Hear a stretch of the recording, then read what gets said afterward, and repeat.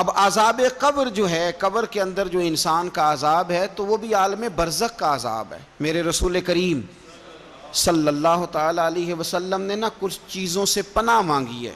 خود حضور نے، رسول کریم علیہ السلام نے پناہ مانگی۔ حضور فرمانے لگے اے اللہ مجھے کنجوسی سے، بخیلی سے پناہ عطا فرما۔ اور حضور نے باقاعدہ پناہ مانگی ہے کہ اے اللہ مجھے ارذل العمر ہونے سے پناہ میں رکھ، جب عمر اتنی زیادہ ہو جائے کہ وجود کے حصے کام کرنا چھوڑ جائیں، اس سے پناہ مانگی۔ اور خود میرے نبی پاک علیہ السلام نے قبر کے عذاب سے پناہ مانگی۔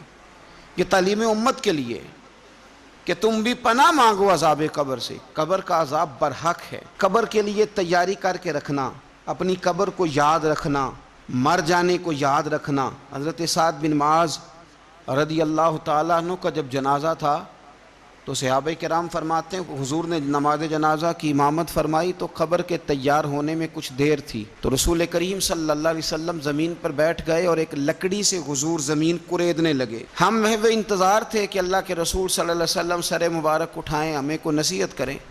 فرماتے حضور نے سر اقدس اٹھایا تو حضور کی آنکھوں میں آنسو تھے، اور رو کے حضور فرمانے لگے، رو کے کہ اس قبر کے عذاب سے رب کی پناہ مانگو اور اس کے لیے تیاری کر لو، یہ بڑا سخت دن ہے۔ رو کے حضور نے فرمایا، رو کے۔ آج تو لوگ مذاق بناتے ہیں، کچھ فقیر صوفی درویش کہلانے والے بھی، وہ کہتے ہیں یہ جو مولوی بتا رہا ہے نا قبر میں بچھو ہوں گے، سانپ ہوں گے، یہ تو مولوی اپنی قبر بتا رہا ہے، ہمارا اس سے کیا لینا دینا ہے۔ خدا سے ڈریں۔ وہ چیزیں جو احادیث مبارکہ میں آ گئیں، جس سے نبی پاک نے ہمیں ڈرایا، ہمیں سمجھایا، آپ اس تنبیہ کو، اس نصیحت کو آپ اس رنگ میں لیں گے کہ مذاق بنایا جائے گا دین کا، بجائے اس کے کہ اس سے ڈرا جائے۔ حضرت سیدنا براء بن عازب رضی اللہ تعالیٰ عنہ ارشاد فرماتے ہیں کہ میں نے نبی پاک صلی اللہ تعالیٰ علیہ وآلہ وسلم سے خود اس بات کو سنا ہے۔ خود رسول کریم صلی اللہ علیہ وسلم نے فرمایا۔ حضرت زید بن ثابت رضی اللہ تعالیٰ عنہ بھی اس بات کے راوی ہیں، فرماتے ہیں ہم جا رہے تھے تو 5-6 قبریں تھیں، تو حضور نے فرمایا کن کی قبریں؟ ہم نے عرض کی یا رسول اللہ صلی اللہ علیہ وسلم یہ کافروں کی قبریں، یہ صحیح مسلم میں حدیث موجود ہے، کفار کی قبریں۔ تو اللہ کے رسول صلی اللہ علیہ وسلم فرمانے لگے، ذرا حدیث کے لفظوں پہ غور کرنا، حضور فرمانے لگے اگر مجھے ڈر نہ ہوتا کہ تم اپنے مردوں کو دفن کرنا چھوڑ دو گے، اگر مجھے اس بات کا ڈر نہ ہوتا کہ تم اپنے لوگوں کو، مرنے والوں کو قبروں میں دفن کرنا چھوڑ دو گے، اگر یہ مجھے ڈر نہ ہوتا تو میں سناتا کہ قبر کے اندر کس طرح عذاب ہوتا ہے، تمہیں دنیا میں رہ کے میں سناتا، پر ڈر ہے کہ کہیں تم اپنے مرنے والوں کو قبروں میں دفن کرنا چھوڑ ہی نہ دو، اس لیے میں تمہیں یہ بات نہیں بتاتا۔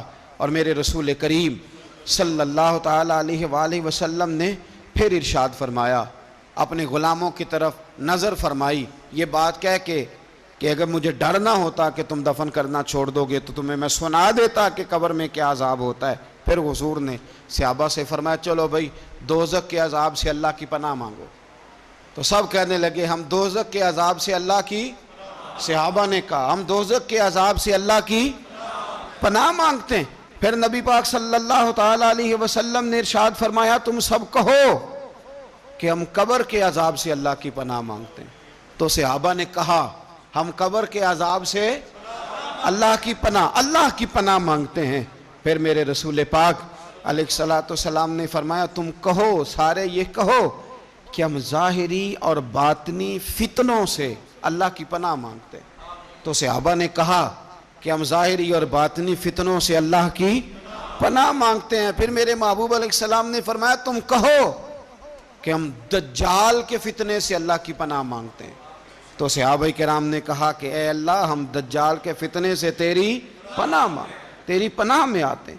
نبی پاک علیہ السلام نے یہ الفاظ کہہ کے، یہ بات بتلا کے ہمیں سمجھا دیا، ہمیں قائل فرمایا محبوب نے کہ یاد رکھنا، اس بات کو اچھی طرح سمجھ لینا کہ اگر مجھے ڈر نہ ہوتا کہ تم اپنے مردوں کو دفن کرنا چھوڑ دو گے تو تمہیں بتلا دیتا کہ قبر میں کتنا سخت عذاب ہوتا ہے۔